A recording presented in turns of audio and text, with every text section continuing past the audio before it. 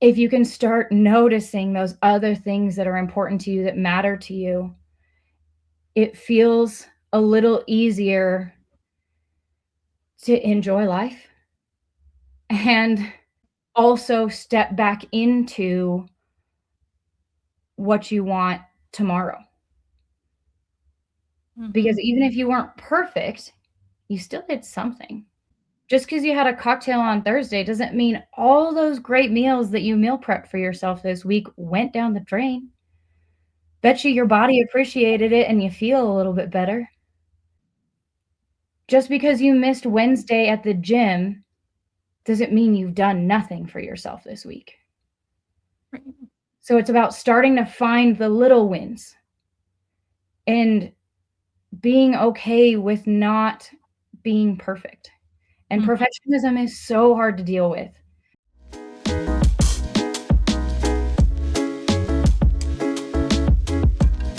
Welcome to the Erie Wellness Podcast. I'm your host, Lauren Brunetti. Each week, I sit down with local doctors, therapists, wellness professionals, and community voices to have thoughtful, real conversations about what it actually means to feel better. This podcast was created because wellness can feel overwhelming.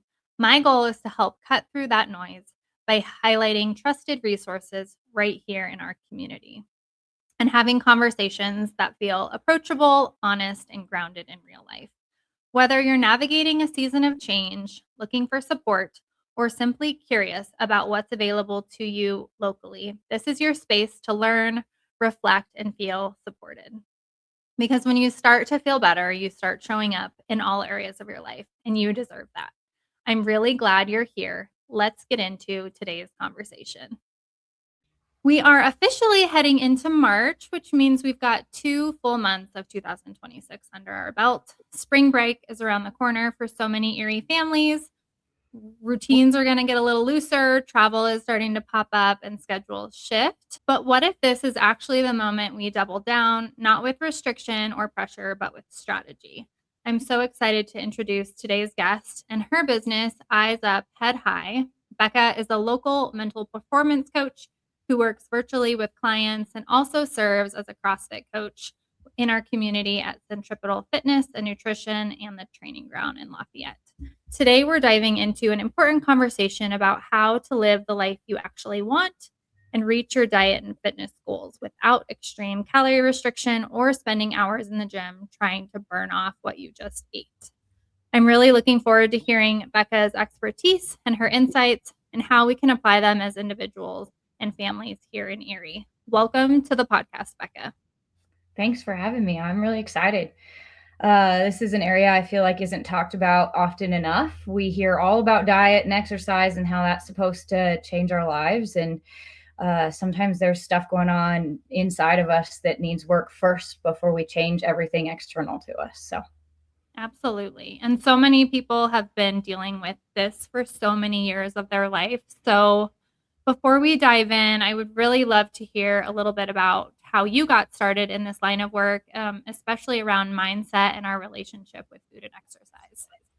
yeah, absolutely. I have been an athlete my whole life. I was a dancer and played volleyball all throughout high school, played club ball in college, and then I graduated college and I didn't know what to do with my life anymore. I was always an athlete. So I started gaining weight and I was really uncomfortable. I didn't like myself, which was really, really challenging because if you've ever been an athlete and identified it as an athlete, like your body image and how you perform is so tied to who you are.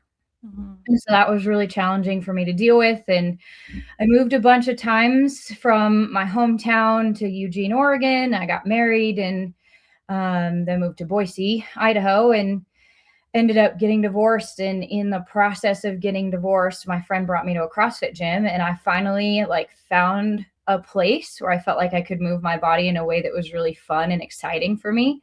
So that's how I got into CrossFit, and I found a way to move my body and love it and not feel like I had to drag myself to the gym, which is the way I had felt so many years before of like, oh, I have to be here because I know it's good for me, but I don't really like it. And I hear that all the time from people in gyms of just how they're like, well, I feel like I have to be here, but I don't want to be here. And it's not a great place to be. And it's not fun to feel like that. So, in the process of getting divorced and getting into CrossFit, I was also changing my degree, my undergrad degree, to psychology from pre-healthcare.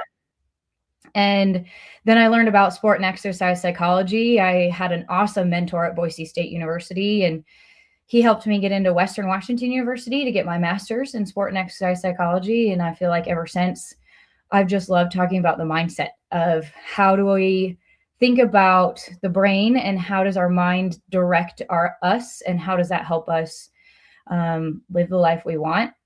Mm-hmm. After I graduated back in 2023, I wasn't quite ready to move out of Bellingham. I had just met my partner, and he wasn't ready to move. And so I ended up sticking around Bellingham, and there wasn't a job for me.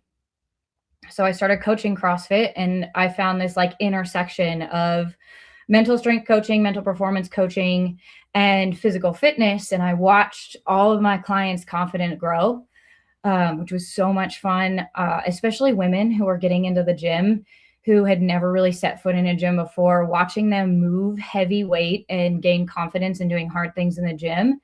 I watched them gain confidence outside the gym as well, because they're like, oh, if I can do hard things in the gym, that means I can do hard stuff outside the gym. And that was so much fun for me to watch. And then I started working and listening to my mentor and supervisor. Her name's Clara. She's got her own business called the Exerpsych, and started learning from her about how to add in values to diet and exercise so that we can really connect with the things that we love. So even if you don't want to show up to the gym, you can connect it to, I want to be healthy for my family. I want to be here for as long as possible so I can really enjoy that time. So it's worth it for me to spend time at the gym so I can be the person I want with my family and have that value and connection through that. And learning that over the last couple of years has just been, it's been transformative for me. I feel like I'm less scared of gaining weight because I know I have the skills to, I know I can lose it if I do gain it back. And I've also accepted who I am. And I know that my value isn't tied to my body. And it's actually the least interesting thing about me. And that's what I really hope to teach and work with people on, is that their bodies, it is a part of them, and society puts that pressure on us because it matters as humans, but it matters a little less when you start seeing all of the good things around you that aren't tied to your body. Right. But it is hard when you're a youth. Like, I remember being in high school sports, and I was a swimmer, a competitive swimmer. So, you're just in a swimsuit, walking around with other women. So it's hard to not compare yourself to other people. And I assume with volleyball too, it's like all these girls are in shorts and all of those kinds of things too. But how much do you feel like it's mindset versus like physically, in terms of your success and within a sport? I think mindset is probably 90% of it. If you can change your mindset around the way you perform and the way you look, and you can show up every day focused on what you want to do right now and how that influences the future, that's going to be so much more important than physicality. Not saying you don't have to focus on your body, not saying you don't have to fuel your body, because absolutely we do. I hear clients, both personal training and mental clients, telling me that they're like wanting to restrict but then they also want to perform in the gym or whatever they're doing. And I ask questions to get them to start thinking about, well, is that supporting the things that you really want to do? If you want to perform and compete in the gym and do really well in the gym, but you're not eating enough calories for your body to like physically support itself, right? How are those two things in contrast with each other, and how are they not working, or what are they working towards? Because they're not working together. They are working towards something. They're helping you process something, because all behavior makes sense in context. And so it's just a matter of figuring out what matters to that person. But physicality does matter, especially as two athletes that want to be competitive. But I think if you can wrap your mind around who you want to be and how you want to get there, that's going to do so much more for you in life, because eventually you are going to reach a point where you aren't an athlete anymore. Mm-hmm. Well, you're right. We do have to eat. We do have to be able to fuel our body. When you do have clients that say, like, I just don't have control around food and exercise like a normal person, what are you usually noticing underneath the frustration there? That is coming from a big place of pain and insecurity and not feeling good enough. And that's usually the undercurrent that I kind of hear of, I don't feel good enough. I want to be more, I want to be better. And so that's a really uncomfortable, painful feeling to sit with. Mm-hmm. And us naturally as humans work to avoid being uncomfortable. We don't like experiencing pain or discomfort. And so we try to avoid it or suppress it, push it away, do anything we can to not experience that discomfort and pain. And in ACT, in acceptance commitment therapy, there's, I like to call it, this the way I learned it was, we've got clean pain and dirty pain. Mm-hmm. Clean pain is this pain that just happens because life. You stub your toe, it's going to hurt. You can't get around that. But if you stub your toe and maybe you break it and you just continuously avoid doing anything about it, we're now causing suffering because we've avoided that pain so long that now it's festered into something else. Mm-hmm. And that's what happens when we feel really out of control around food. Is maybe you had a really, really stressful day at work. Maybe you had a conversation with your boss and you feel like your job might be at stake. So you come home, you're stressed out, you've got this really anxious feeling somewhere in your body, and you're feeling emotions as well, and you don't want to feel that way. So what makes you feel better? Food. Food's supposed to make us feel good. And so we dive into the sweet treats or the snacking of the salty foods, the chips or whatever.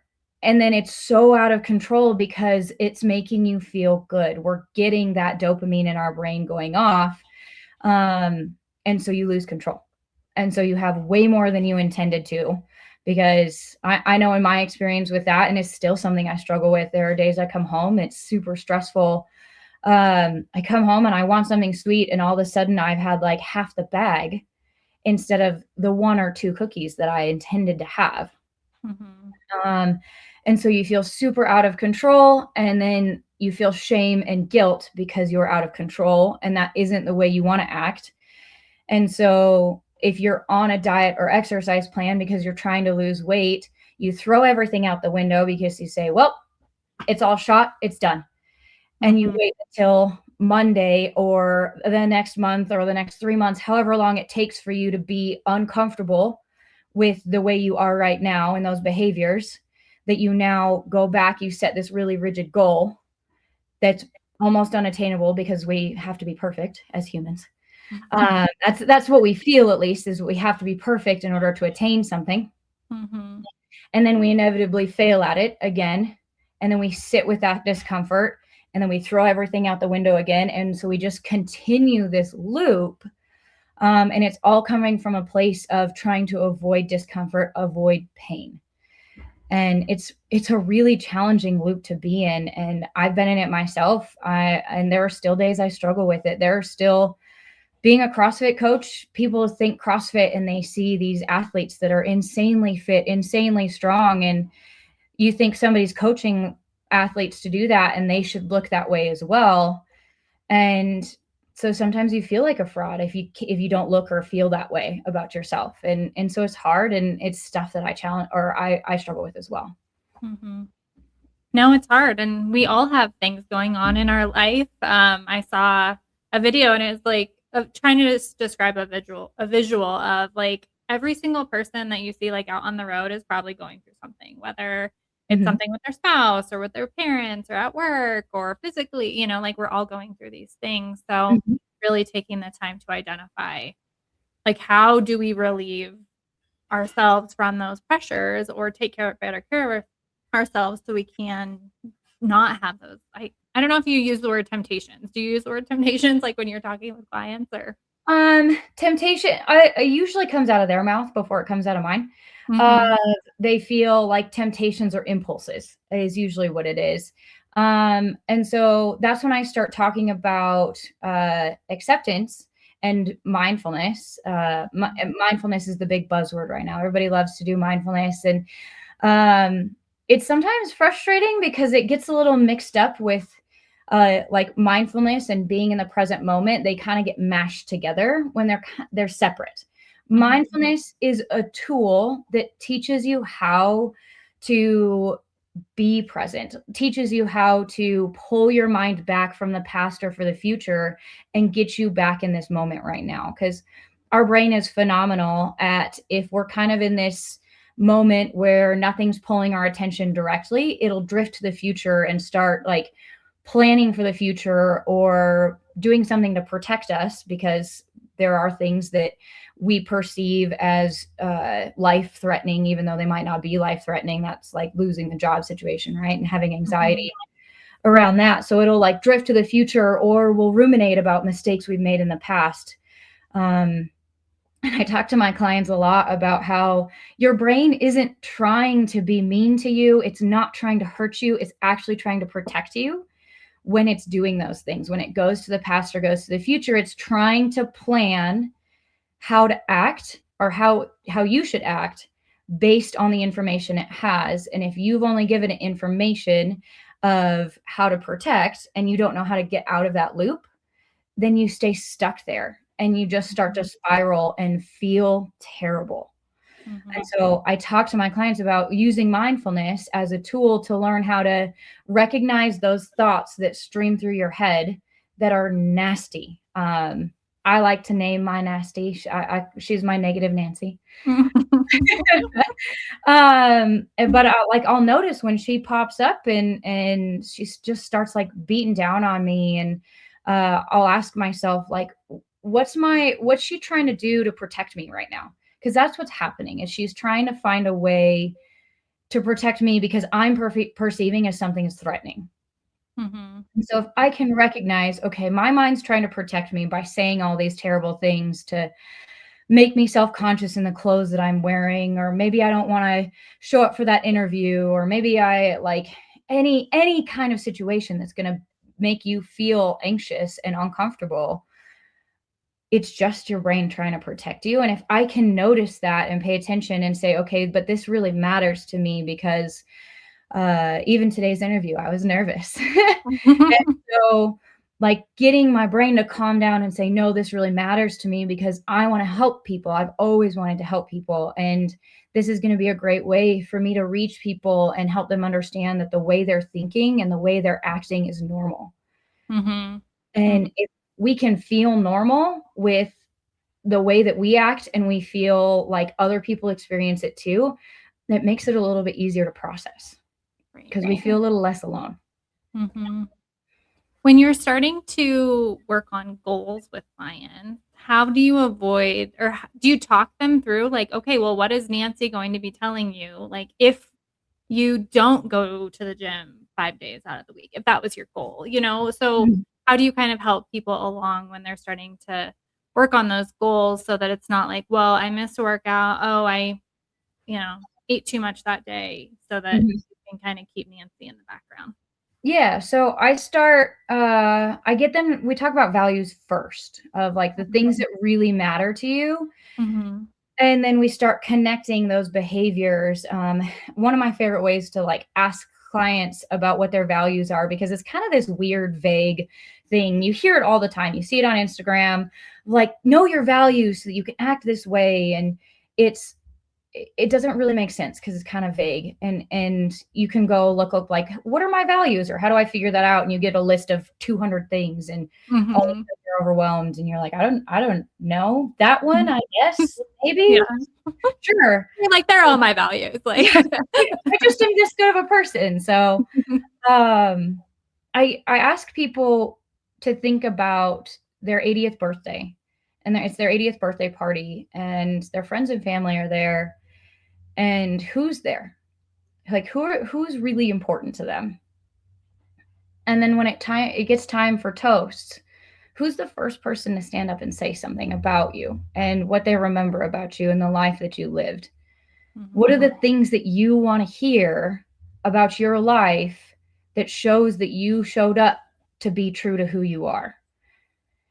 And if you get them to start thinking about like what really matters to me and what do I want to hear other people talking about in my life, about my life, they start like pulling on different threads, and they don't notice their values. And so I kind of start pulling on them of like, oh, this seems like your husband was the first person to stand up and talk to you or talk about you. And he talked about how loving and caring you were, and how you took care of him and when times were really hard and maybe he lost his job and you had to take over some of that financial responsibility and he felt really insecure. And so like that connection with him and that caring was really important for you.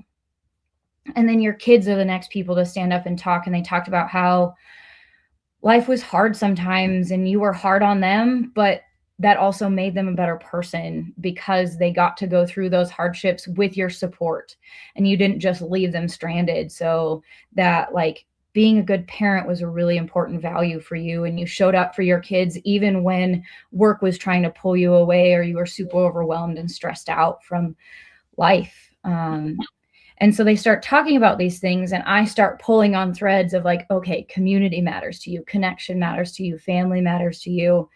And that's just some people. Some people, work is what's really important to them in their career, and that's what they focus on. And they want to hear about how well they did and all the good they put out in the world and things like that. So I start listening to what matters for their life and then start connecting it to values.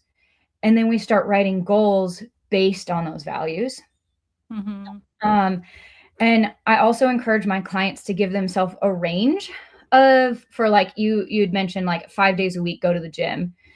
I encourage them to do a range instead of just one number. Because if you say 5 days a week and you don't hit 5 days a week one time, you feel like you failed. And failing stinks. And so if I ask them, say they're going to the gym 1 to 2 times a week and they want to up it. And so they say, I want to go to 5 days a week. I kind of start to challenge them a little bit and ask like, okay, is 5 days a week realistic with your schedule right now, with your kids, with your job? Is that really something you can put energy and effort into with everything? And then the client does their work and decides, okay, if 5 days a week is good, then I ask them, okay, well, if 5 days a week is the ideal, what's the acceptable? And they say, well, okay, 3 days a week is acceptable in case this pops up. Or say they got slammed at work and they're like, I cannot get out early like I normally do to go to the gym. So, and that happens 2 days a week. So they still made it 3. And they did it. And no, that's really smart to create a range of, because you're gonna have your full weeks, then you're gonna have like a week that's like, actually I can do 5 days this week. Yeah, exactly. And so that range gives people some flexibility, which is my goal of helping my clients help reach their goals in the long run. Like if we have these rigid goals that we stick to, that's how we get stuck in all or nothing thinking. If I didn't go 5 days a week, I failed. So why should I even try next week? What's the point? For women, a lot of it is restriction. And if I can start getting them to see how that image is being passed down to their kids. And so if your value is, I want to be a good supportive parent and I want to help my kids learn how to have a healthy body image, when you're restricting your diet, you usually don't show up as well mentally because your brain doesn't have the fuel that it needs. So you tend to be more frustrated, you snap easier. So is that helping you raise kind kids? Or good example. So you can start seeing like, oh, my food does influence my behavior. And then I ask them, like, what's the next kindest thing you can do for yourself when you start to feel all of that like frustration and spiraling, like you want to restrict or you want to binge? It's both sides, right? What's the next kindest thing you can do for yourself? I don't think going out and binging is going to be kind to yourself, because it's not giving you the things that are going to sustain you long term. It's sustaining you short term. So if all behavior makes sense in context, then what you're doing makes sense. There's a reason for it. It's not just because you're undisciplined. It's not because you're lazy. It's not because you're a bad person. It makes sense. Something is happening in you that you want to get rid of. So you're trying to get rid of it. Right. And so if I can get people to understand, like, you're not a bad person because you binged, I promise. So how do we start? And this is where the self-compassion comes in, of like, how do I start being kind to myself in those moments when I feel like I'm losing control? What are some things you like brainstorm with your clients? Like, what do you do? Yeah. So I learned this from my mentor. She has a it's a self-sabotage like stopper, and it's essentially it's mindfulness is what it is. It's you start recognizing what's going on in your body to start off with. So what sensations are you feeling in your body? Which brings you into the present. It grounds you in right now. So you're not worrying about the future or the past. You're focused on what's happening right now in your body. And then you start digging into it even more of like, okay, I'm feeling energy. Okay, where do you feel that energy? Well, I feel it, maybe I feel it in my arms and my legs, and it's kind of jittery. Like, what's the texture behind it? What's the color behind it? Is there a temperature? Like, really describe it, get really, really specific. So brings you into your body, and then asking, okay, what are your emotions? What are you feeling there? Describing those emotions. How do they feel? How are they connected to the feelings in your body? And then what are the thoughts that are running through your head that's connected to that? Because your thoughts drive, it's one of two ways. It's either your thoughts drive the sensations and emotions, or your emotions and sensations drive thoughts. And it's a two-way path. And it's when you start picking up on them of when they're happening, that's when you can start noticing and stopping and taking a pause second. Do you start with every single time you eat anything, you ask your clients to like do a little body sensation thing? Because sometimes you're just so busy. Maybe I skip lunch, maybe I'm hungry, and I just like need to eat something and haven't had a chance to do that. And some people might be like, well, that sounds good in theory, but I just don't add that into my routine. I encourage actually mindful eating first. So when you do eat, slowing down, like really tasting your food, enjoying the food, and just taking your time in that moment to be there while you're eating. Because it takes practice. It's if you get stuck in that loop where you feel like you're just mindlessly eating and you get pulled in, it's really, really hard to stop in the moment and notice it. So the first thing that I try to build with my clients is awareness, because awareness is the first step to change. So, and sometimes it might be they notice immediately after the fact, okay, I made this. And I made this choice. I ate the food. I'm now uncomfortable and I don't like that I made this choice. But then you get them to backtrack and they say, okay, I was feeling this before I went and made that choice. And so the beginning part of the process is actually retroactive, which sucks. Because we can't change it automatically. I wish I could just tell them they can flip a switch and all of a sudden it's easy to make these choices, but it's not. Working on our mentality is a lifelong process. But if they can notice, even if they're doing it, notice it as they're eating it, and they stop themselves and they act recognize, oh, this came from a place of, I don't feel good right now. What made me not feel good? And so once they can start getting that awareness, then we can start looking at what are other tools that you can use to help you kind of embrace and accept, like that's why it's called acceptance commitment therapy, like accept that really uncomfortable feeling. Mhm. No, Um, that makes complete sense. It's not really the issue isn't, like, in the moment, it's all the things that happen before that throughout mhm. your day that's gonna lead to that moment of you either veering one way or veering another way, Yeah, but if you and can retrace all those things, you're like, "Actually, I had a really tough day. I can see, like, mhm. why I was kind of at my breaking point at that point." So Yeah, exactly. So it's finding what works for you, and every single person is different. I know the way that I run my life and live my life is different than the way you run yours. Like, and so it's about meeting people with where they're at and finding the things that matter to them so that they can connect it. Talking to people about that are starting to get older, they're like, I just want to be here so I can spend time with my kids and grandkids for as long as possible. And I don't want to be in a hospital bed when I am close to being done being here. mhm, So mhm, that's a value. That's how you connect. So maybe health and fitness is a value that's also connected to family. right.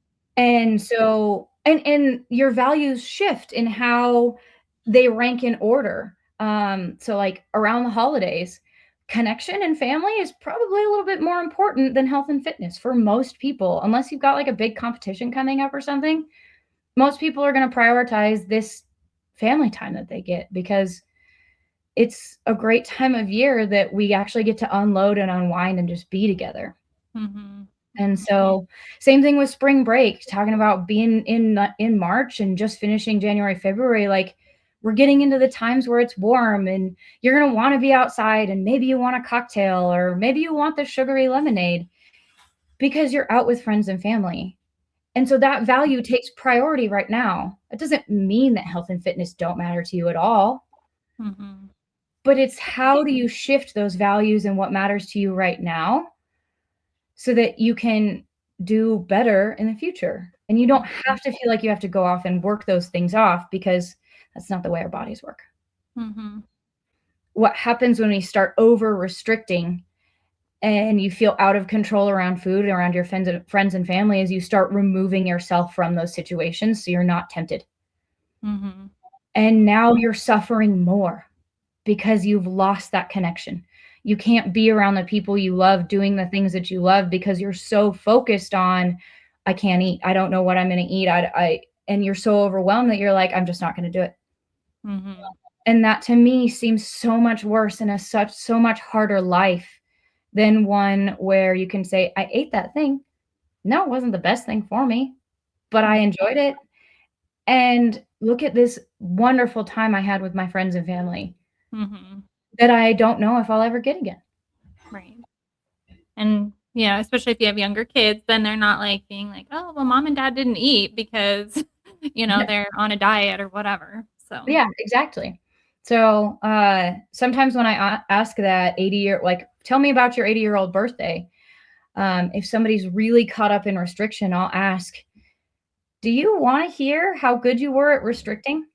How good you were at dieting? On your 80th birthday, do you want your friends and family to, like, tell that joke of like, 'Oh, yeah, I remember how good mom was at restricting, at dieting. She's on it.'" Like, is that what you wanna hear?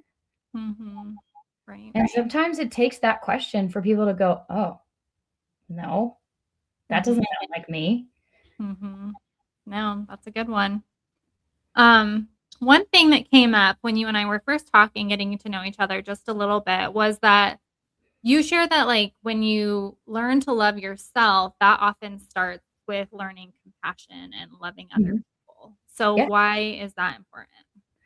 So, learning compassion for others, so you can start off with just seeing compassion in other people. So, like those videos of, like, soldiers coming home and you having compassion in that moment, Yeah. that's engaging the compassion network in your brain. You seeing somebody else being kind to another person, like the pay it forward, the person in front of you at the grocery store can't afford their groceries by like $20. So the person behind them covers it. You Mhm. watching that happen engages your compassion network in your brain. So you noticing that and then you starting to show compassion to other people continues to engage that pattern in your Mhm. brain. So you get more comfortable, you start noticing it more. because what you focus on, your brain will start looking for. Our brain is really good at finding the things that we want to look for. And most of the time, that's negative stuff. So if you can start shifting it to that compassion, even if it's in somebody else, you're engaging that part of your brain. And then you can start turning it in on yourself, because it feels really uncomfortable to be self-compassionate. A lot of people think that self-compassion means that you have to just accept the way things are right now, and you kind of just give up, and that it's weakness, but it's not. It's about being able to come into contact with the things that are really uncomfortable and sitting with it. And I love Simon Sinek. He's fantastic, and he talks about sitting in the mud with your friends and family. And that's what compassion is you are showing compassion when you are willing to be uncomfortable with that person. And then when you turn it on yourself, that's when you get self-compassion, when you're willing to sit in the mud and be like, man, this sucks right now. And if you can sit with it and kind of process it, it's easier to move through. Right. Versus if we're trying to fight it or push it away. I really like the beach ball analogy. If you think about, you're in a pool and there's a beach ball floating around the pool and it's really, really annoying. You just don't like it there. So you're like, cool, I'm going to get rid of it. I'm going to push it under the water.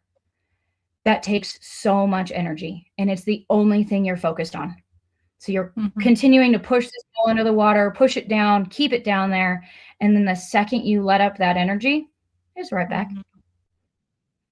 And that's what, yeah, exactly. And so that's what avoidance is, or that's what suppression is we're throwing all of our energy into, let's get rid of this.